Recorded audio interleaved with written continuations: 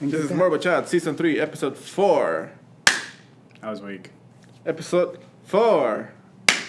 Dude, you suck at clapping. Episode 4. You know we have neighbors, right? Oh, yeah.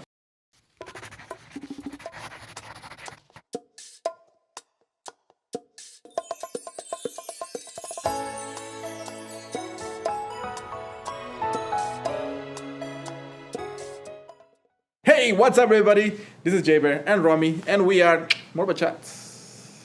What's up? In today's episode, we're going to discuss something from one of our fans that she gave us a few ideas of something that we could talk about, and we wanted to open it up and be a little bit more of a broad discussion, have a little bit more of a broad discussion regarding the minutiae of a beginner dancer and how they transform from the beginner dancer to the next step. Basically, how you start dancing and then you can break apart from the pack and develop and become a little bit of a more intermediate dancer. I'm so confused. It makes sense. Everybody else is not confused. Okay, so we're going to have a broad conversation about minutia details. Minutia. One of the things that I wanted to discuss first is the rules. Rules of what? Exactly.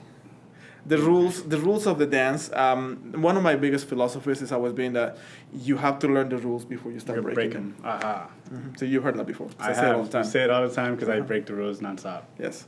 So in order, the idea behind it is that I always like to teach people the basics and the fundamentals and the frame and the connection before I start telling him. So by the way, you can actually break apart from that. They don't know that. They can't know that yet until they realize what the rules are. So let's dive into one rule. Frame? Frame? Frame. What's the rule for frame? So one of the typical things that a lot of beginner dance instructors will teach you is that you have to have a very strong frame. So it rotates like that and then moves forward and backwards the same way. Yeah, get out of the frame. There you go. Forward and backwards along with it. You don't I have move the back ugliest and arm front. frame right now. You don't move away from your Can body. we do Right? like this? You shouldn't, not to begin with. Okay.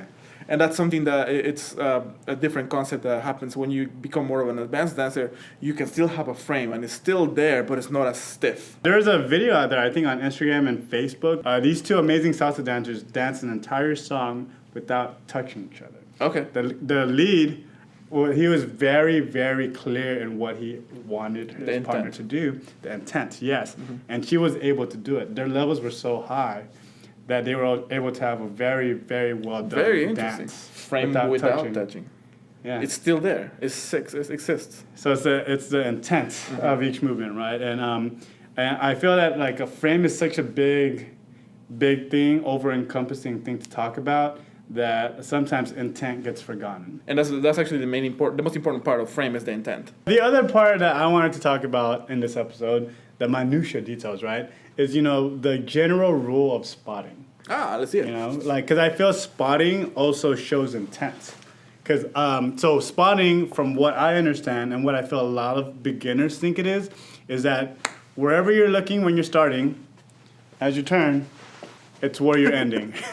Just like that. Just like that. So what we just did was spotting. Mm-hmm. But what I was telling this person was that we don't necessarily do that all the time. Because, for example, if that same right turn that we just did, or I did left turn. Right turn that cool. I did, I'm looking here, and then I'm looking there, and then I'm looking like wherever.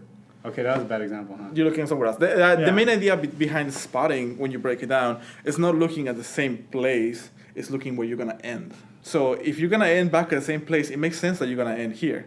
If you're doing a choreography or some kind of a routine where you're going to end up facing this way, when you start turning, you start looking this way, and you finish looking the same direction, because that's where you're going to travel in the end. Yeah. You gotta know where you're going. You can't just look at this way and then start traveling backwards. Yeah, and that's definitely what the intent is. So wherever you're looking is where you're going to move forward, right? But what I really want to get into a little bit more nitty-gritty details is where your eyes are looking. So not necessarily spotting. Very important. But where your eyes are looking, the focus of your eyes, and the intent because of those. Don't look at me.